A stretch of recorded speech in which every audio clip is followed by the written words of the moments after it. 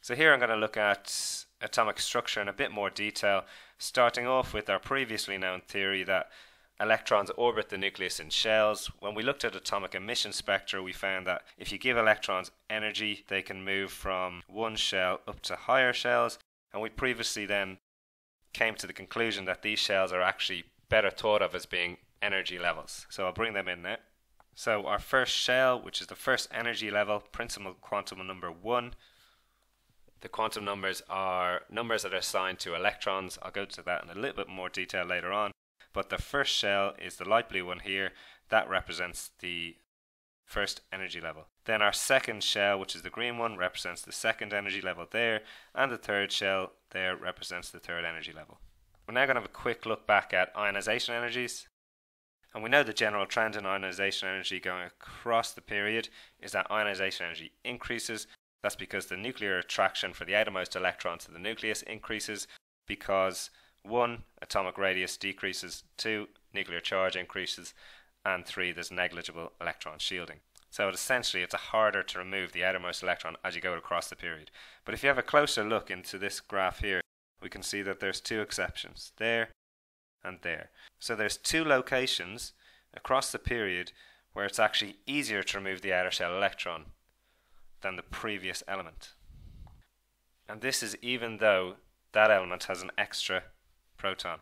So it happens here for boron and here for oxygen. And if we follow down the next period, it would be the same. So it should be harder to remove boron's outer shell electron because boron has an extra proton compared to beryllium. It should be harder to remove oxygen's outer shell electron compared to nitrogen, but in fact it's just a little bit easier. So this leads us into the theory that energy levels themselves are actually further subdivided, which we'll have a closer look at now. So here we can see that I've broken up each energy level, previously thought of as a shell, into sublevels. Ignore the letters to the right hand side of these lines to start with. So I'm going to start filling the electrons. So I know that lithium has 2 electrons on inner shell and 1 on its outer shell. If I go to beryllium, it's got 2 on its outer shell. It turns out boron's electron goes into a slightly higher energy level. And this allows us to account for the fact that it's easier to remove boron's outer shell electron because boron's is here and beryllium's is here. It's easier to remove boron's outer shell electron because it's slightly higher in energy, so it's slightly further from the nucleus, so it's just easier to remove. So that accounts for our first anomaly on ionization energy across the period. We know that it should increase, but in fact it doesn't from beryllium to boron. That's because boron's most loosely bound electron is in a higher energy level, so further from the nucleus.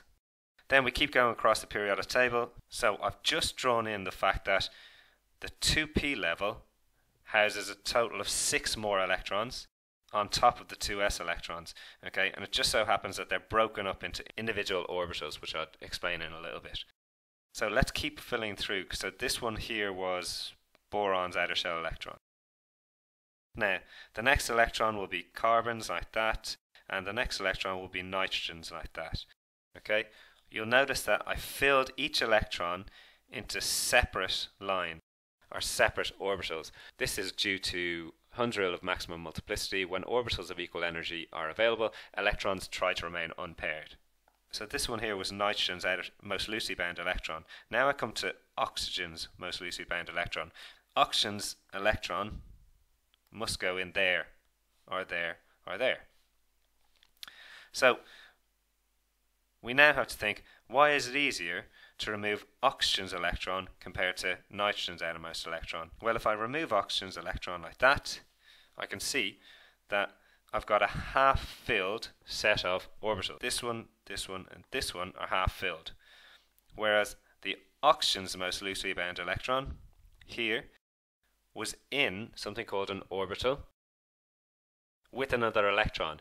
And we know that electrons have an associated charge. They're both negative. If they're both negative, then they repel each other a little bit. So therefore, it's just easier to remove oxygen's outermost electron, even though oxygen has an extra proton in the nucleus. So it's easier to remove oxygen's outer shell electron because, one, we're left with a stable arrangement of half-full sublevel, or half-full orbitals on a sublevel. And the second reason is that repulsion there between those 2 electrons means it's easier to remove this most loosely bound electron than it is for nitrogen's one. Okay, so I can keep filling them up. That's oxygen, that's fluorine, and that's neon's outer shell electron. On the second energy level, we have 8 electrons, and on the first energy level there, we had 2 electrons. We have a better idea how these energy levels are filled because of the fact that there's some exceptions in the ionization energy. Remember, this is just IE for ionization energy. And if it's easier to remove an electron going across the period, that must mean it's 1, an exception to the general trend, and 2, there is a reason for it, probably due to it being removed for a higher energy level like this, or for the fact that it's removed from an orbital which already contains an electron. That repulsion means that it's easier to remove.